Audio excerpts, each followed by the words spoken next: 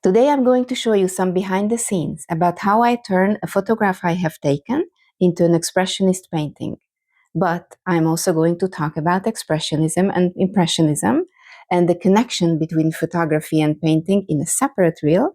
So if you find this one interesting, then don't forget to follow me on Instagram. That way you're not going to miss any of my future reels. I want to show you this behind the scenes because when people see some of my work, they frequently tell me, "Oh, I love that. I see that you used a filter." So I thought it's important that you see that this is not simply about popping on a filter. This is really about a slow and careful creative process. In fact, I don't even use a filter at all. It's all about my work and my creativity.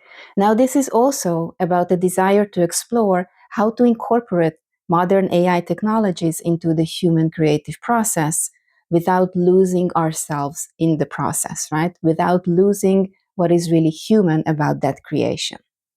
What do I mean by that?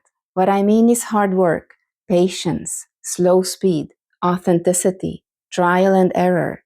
So while using the tools of modern AI, retaining the human design and human execution of a task. So let's see how I do that. I'm working with a photo I took in Cuba a couple of years ago. This is the original version, then I took some time to improve the color tone. Import into Photoshop and start the creative process. I use the Liquify filter, which allows me to turn my cursor into a paintbrush.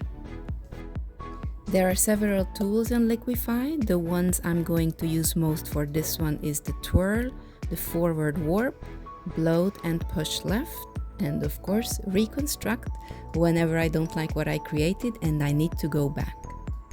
After choosing size and pressure, I start working on the photo.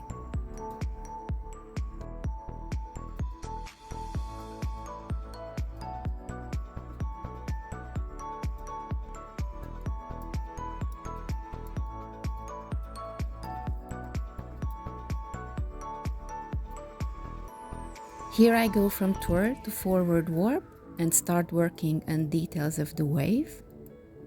Then go back to twirl and work on the details of the clouds.